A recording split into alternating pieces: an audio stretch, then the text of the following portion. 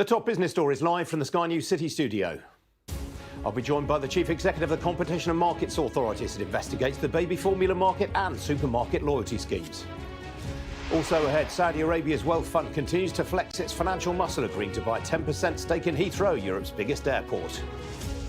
And I'll speak to Amazon's UK manager on a new Christmas initiative giving used products a new lease of life.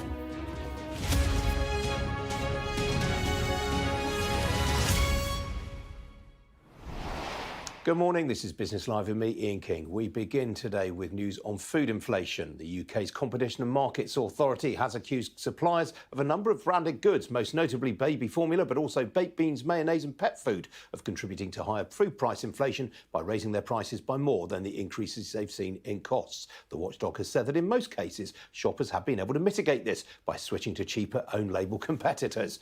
However, this was not the case with baby formula, which the CMA will now investigate further. In an interview as part of Sky News' investigation into the cost of baby formula, the World Health Organization called out manufacturers for manipulating the price of their baby products. The CMA is also launching a review of the use of loyalty schemes like Tesco's Club Card and Sainsbury's Nectar early in the new year. Well, joining me now is the Chief Executive of the Competition and Markets Authority, Sarah Cardell. Sarah, good to see you this morning. Leave aside baby formula for a moment. What sort of price increases did you identify in lines like pet food and baked beans? Yeah, so as you say, we've been looking really across the supply chain at these branded goods, and we've seen that for a number of major brands, for example, baked beans, mayonnaise, pet food, we've seen significant price increases ranging from sort of 25, 30%, sometimes even doubling in price over the last couple of years. And these price increases have been greater than the cost increases that manufacturers have been experiencing. But you're satisfied that competition is working on these lines because consumers are able to switch to non-branded products? So for the most part, we've seen that people have been able to switch away to cheaper alternatives, both cheaper branded options, but importantly, also own label options. Now, the exception to that is baby formula, where we've seen high price increases around 25% over the last 2 years and very little switching to cheaper options and really very limited availability of own brand in baby formula. And that's obviously a concern for us because this is a really important market for new parents. They want to make sure they're making the best possible choices. And typically when people choose a baby formula product, they tend to stick with it.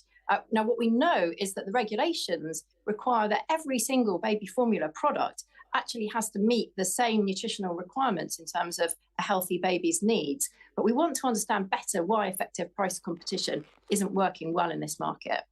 Just to go back to something you said just now, I think you said that input costs for manufacturers of baby formula, their prices had been risen by 20%, I think you said. What were their input costs going up by at that time?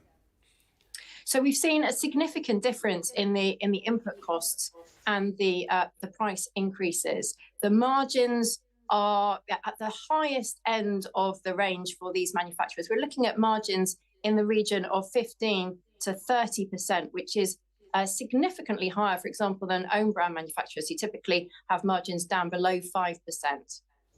Now, the market in baby formula is dominated by two players in this country, Danone and Nestle. They have about 85% of the market, I think, between them.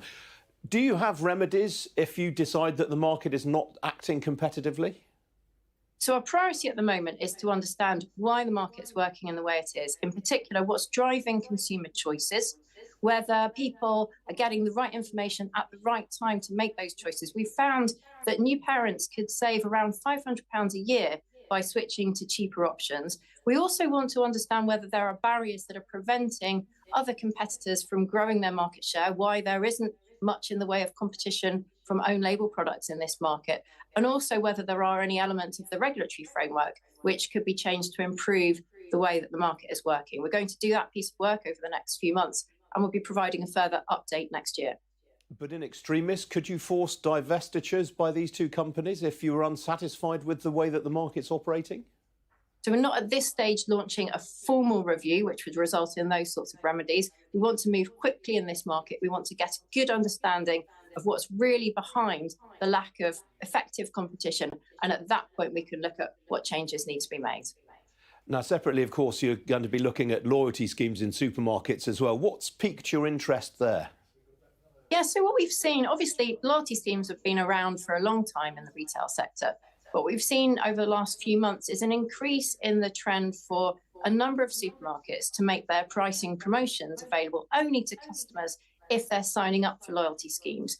Now, there's a number of potential issues we want to look at. Does that mean that consumers are not getting access to the best offers on some of these really important products? Does it mean that people are having to part with important data? And how are supermarkets going to be using that data? Does it mean that some people are simply excluded from getting access to those promotions altogether? And one interesting thing we've heard from the manufacturers is that as their costs are decreasing, they're not planning to pass those cost reductions through in list price reductions. They're planning to try to win back business by offering price promotions. And if we combine that with what the supermarkets are doing, we want to make sure that that's really going to offer the best deals for shoppers. And when do you expect to launch this review? You said early next year? Absolutely. So we'll be launching that in January and again reporting on that in the course of the first part of next year. OK, Sarah Cardell, good to talk to you as ever this morning. Thank you. Thank you so much. Some other news stories for you now. And Saudi Arabia's sovereign wealth fund is taking a 10% stake in Heathrow Airport after the airport's biggest shareholder for the last 17 years sold its stake. The Spanish infrastructure group Ferrovial bought Heathrow's parent BAA for £10.3 billion in 2006 and subsequently sold Gatwick, Stansted and Edinburgh airports. It then progressively sold down its stake in Heathrow until it was left with a 25% shareholding, which it is now offloading. Saudi Arabia's public investment fund will pay £1 billion for its holding. A further 15% is being bought by the European private equity firm Ardian. Other existing shareholders in Heathrow include the Qatar Investment Authority, Singapore's sovereign wealth fund GIC, the University Superannuation Scheme and the Australian Retirement Trust. Halfords lost nearly a fifth of its stock market value this morning after warning that profits this year will be lower than expected. The motoring and cycling products retailer said underlying pre-tax profits for the year would now be between £48 to £53 million, down from the previous forecast of between £48 to £58 million. Halfords said sales of needs-based categories such as retail motoring and motoring services had remained strong, but this said that discretionary markets such as cycling have been challenging and trading below expectations. The owner of South West Water and Bristol Water has reported a drop in half-year profits after seeing a sharp rise in its energy bills and operating costs. Pennon Group made a pre-tax profit of £9.1 million in the 6 months to the end of September. That was down from £22.5 million in the same period last year. The company's power bill was up by 13%, while operating costs were up by 11% due to a combination of factors, including higher chemical prices and higher staffing costs. The Swiss luxury goods giant Richemont said this morning it was carefully monitoring the situation after the founder of Farfetch said he was considering taking the British online luxury retailer private. Shares of Farfetch, which sells designer labels such as Burberry and Gucci, have fallen by more than 90% since they listed in New York in 2018, prompting Jose Neves to hold talks with the bankers about a takeover. Well, Richemont, the owner of Cartier, agreed last year to sell a 47.5% stake in its Yeux Net-a-Porter fashion and accessories business to Farfetch and gave it an option to buy the rest. The EU gave that deal the green light last month. And the investment world is mourning Charlie Munger, the vice chairman of Berkshire Hathaway and the long-term right-hand man to its chairman, Warren Buffett. Mr. Munger, who would have been 100 on New Year's Day, teamed up with Mr. Buffett in 1975, having worked in a grocery store owned by Mr. Buffett's grandfather, Ernest, for 20 cents an hour during the Great Depression. The pair went on to build a business empire worth nearly $800 billion. That's what Berkshire Hathaway's worth right now. Both became billionaires on the back of their work. Well, Mr. Munger was famous for his one-liners. He famously described Bitcoin as rat poison and once said he would rather throw a viper down the front of his shirt than hire a consultant to advise on executive pay.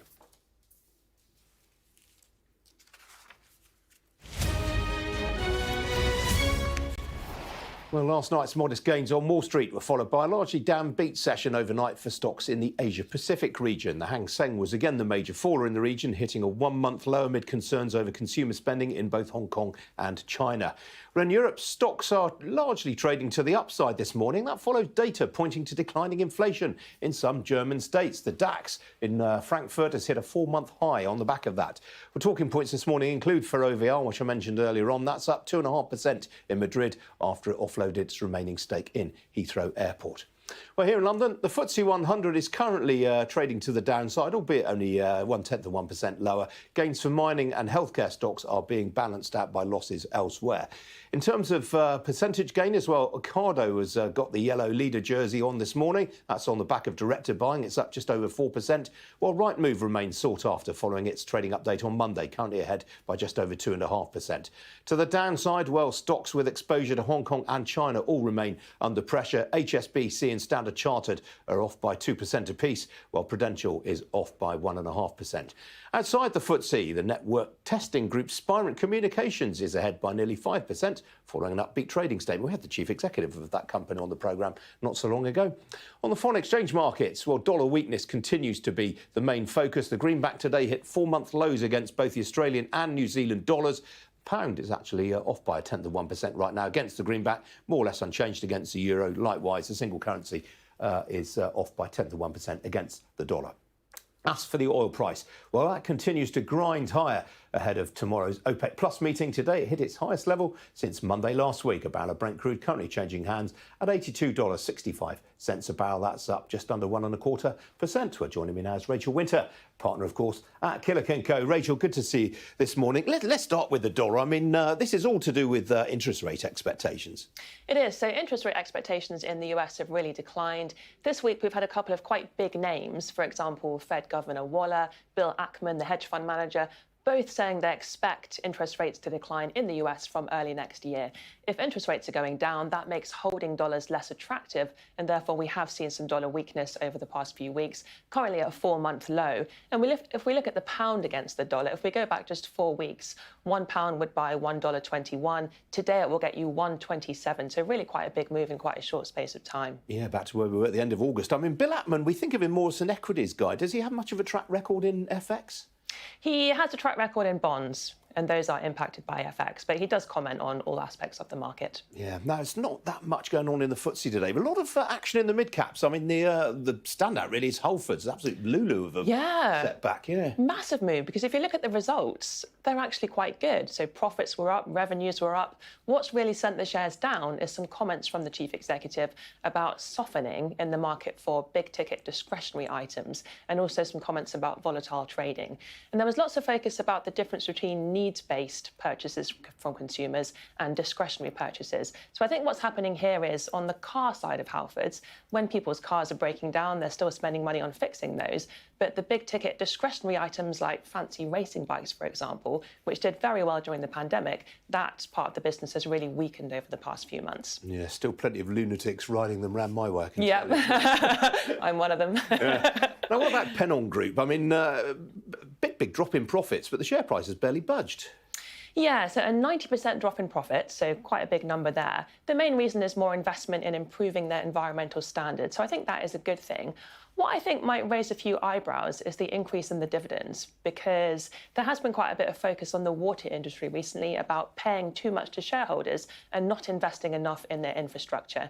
And furthermore, Pennon is being investigated at the moment by the regulator for misreporting some of its earlier sewage discharges. So it's a bit strange to see a dividend increase at this particular time. It is. And briefly, Rachel, we also heard today from CVS, a veterinary services provider. Yes, not a major update here. So they have confirmed their previous dividend. With this company as well, the industry is being investigated by the Competition and Markets Authority, and I think that will weigh on the share price until we do have the outcome of that. Of course. Rachel, good to see you this morning. Thank you. Thank you. Still to come here on Business Live, we'll speak to the UK manager of Amazon. That's on the company's latest push towards the second-hand items market. Don't go away.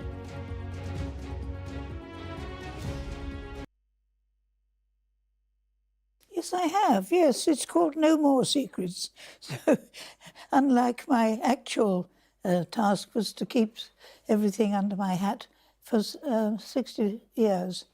And, of course, none of us did ever say anything about our work, not even to the office next door.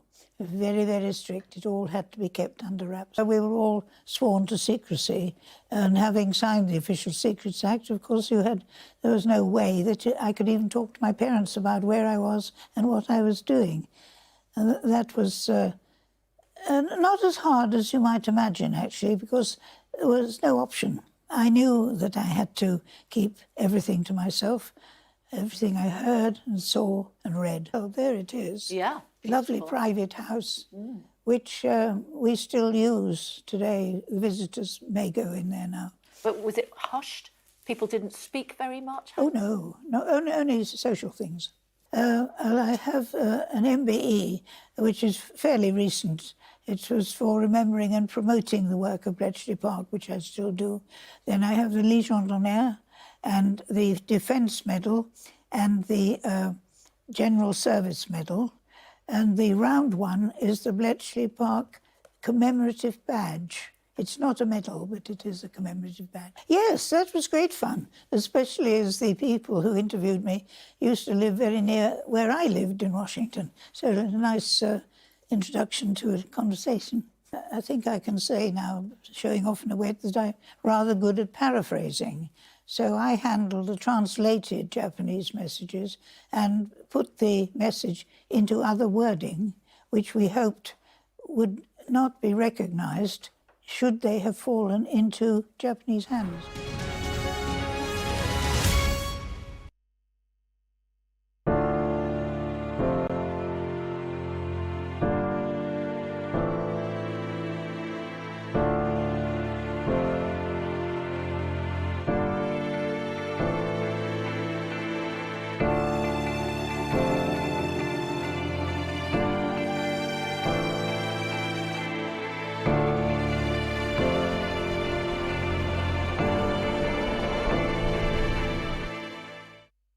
Slide Emirates, slide better.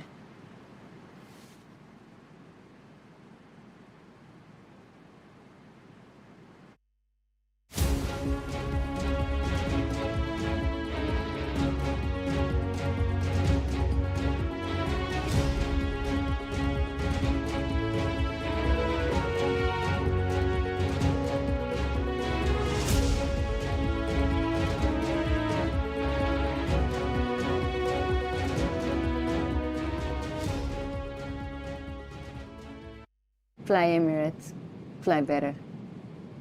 Thank you. Welcome back. Now, Amazon has launched an in-person pop-up store, giving shoppers the chance to buy quality returned products in person for the first time in the run-up to Christmas. All the proceeds will go to the children's charity Bernardo's. Earlier on, I spoke up with Amazon's UK country manager, John Boomfree, to find out more. Across both the UK and Europe, it's now a £1 billion business. We've been doing this for a number of years. I think there's two things. Number one, customers are aware that they can get great value by buying secondhand, particularly in the cost of living crisis. And secondly, there's increased awareness about shopping more sustainably. I think they're the two factors. What's the typical spend on second-hand goods on the site? Well, if we look last year, we sold more than 4 million second-hand items. And on average, customers saved a total of £100 million of discounts. That's about £25 of discount per item. It can really vary. At the store we're at today, prices range from £6 up to a couple of £100. And what are the most popular items? Well, some of the items that we've got in the store today include some of our best sellers from Black Friday. We've got things like the Ninja air fryer product. We've also got some Amazon devices. We've got some earbuds. We've got lots of books. We've got lots of cookware. And it's going to be really interesting to see which products are going to be most popular with customers when we open our doors today. Obviously, consumers are quite cash constrained right now. Do you expect this market to carry on growing strongly once things return to what you might describe as normal? I think so. So far this year, we've seen the second-hand products on Amazon grow 15%. And as you said already, it's a £1 billion business across the UK and Europe. I think that customers are going to keep being interested in this area because they're going to realise that second-hand means first-rate quality and first-rate value. Now, the proceeds from this pop-up store are going to be going to Bernardo's. What made you want to partner with that charity in particular? Well, we partner with a number of charities, but Bernardo's is a really important partner for us. And one of the reasons is that we work together on a care leaver programme. We signed the Care Leaver Covenant, and back in 2021, we worked together on a partnership to help young people who've been in care find jobs and build skills. So far, we've helped 65 young people back into employment, and we've got a commitment to help more than 500 by 2025, which will make Amazon one of the largest employers of care leavers in the UK. And really, as you said, the proceeds from this store are going to support the amazing work that Bernardo's do. And more broadly, how are you trading in the UK right now? We're trading reasonably well. We've just put out a release that shows that Black Friday, the last 11 days, have been the biggest event that we've seen over this period.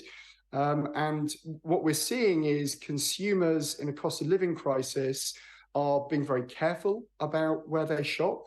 Our deal events in particular are proving quite popular. People being very careful with that cash.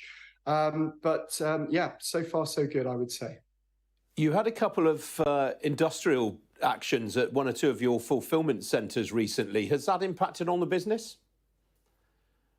There was no impact to the business from what we saw last week. I think it's important to put into context.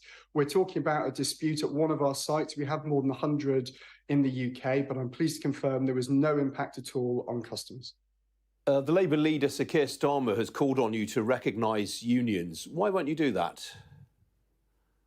So our employees have always had the opportunity to join a union. If they want to do that, of course, they're welcome to do that. Our job as a business, I think, is to listen to our employees, to engage with them directly. I'm really proud, not only about the competitive pay and the benefits, but also the great opportunities we offer our employees to develop their careers and build skills. That's what we've been doing for the last 25 years in the UK, and that's what we're going to continue to do over the years to come. But would it hurt you to recognise unions? As I say, if that's what our employees want to do, of course that's what we're going to do. But what we believe is that engaging directly with our employees, being able to listen to them, being able to act on their ideas, we think that's the most effective way of running a business. And if that changes in future, of course, we will implement those changes. Now, separately, you're trying to buy iRobots, the parent company of Roomba. It's drawn a formal complaint from the EU's competition regulator. Are you confident of getting the deal through? I think all I can say on that, Ian, is that we're working very closely with the European Commission to address their concerns. I can't really say much more than that, I'm afraid. OK, I mean, more broadly on the regulatory landscape, obviously the Digital Markets Competition and Consumers Bill is going through Parliament right now. What sort of impact is that going to have on the way you're able to run the business? Well, I think one of the things that I do as the leader of the Amazon UK business is work with our colleagues in Seattle to make sure that we continue to receive investment in the UK. And since 2010, we've received £56 billion that we've invested in the UK. Last year, that was £12 billion. So I'm really keen we continue to do that. The UK has a long-standing reputation as a world-class regulator. And I think it's really important, as there's this whole wave of regulation across the UK and Europe, that we're able to get long-term certainty so we're able to continue to invest to the same sorts of levels as we've seen historically. Obviously, Jeremy Hunt has just pushed through full expensing, so you can now write off full business investment against tax. Is that going to move the needle, move the dial in terms of how much you invest in the UK? Well, I think what's very important about that particular announcement is it provides long-term certainty. As a big investor in the UK that looks at the long-term horizon, having certainty and being given confidence that regimes aren't going to change in 1 or 2 years, that's really important. So, I really applaud the move to provide long-term certainty in this regard. Bit of breaking news to bring you now regarding the sale of the Telegraph newspaper and the Spectator. It comes courtesy of our city editor, Mark Kleinman, who joins me right now. Mark, what have you heard?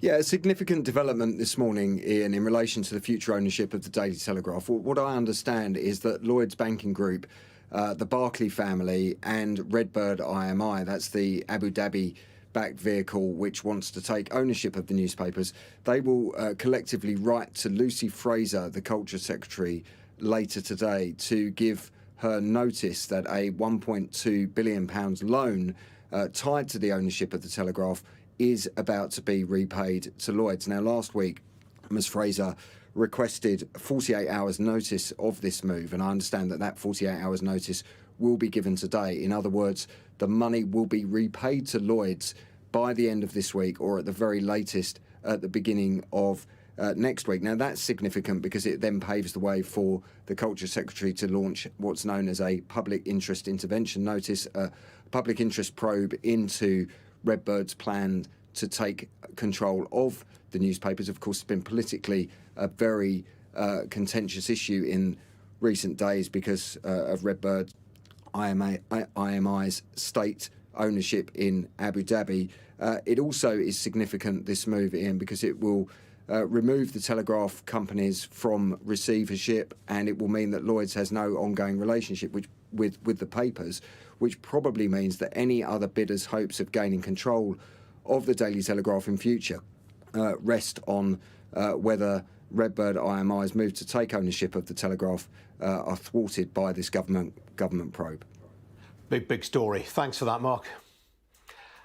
That's it from me for the time being. I'll be back at 4:30 this afternoon. Hope very much to see you then. In the meantime, stay tuned. After this short break, it's Prime Minister's Questions.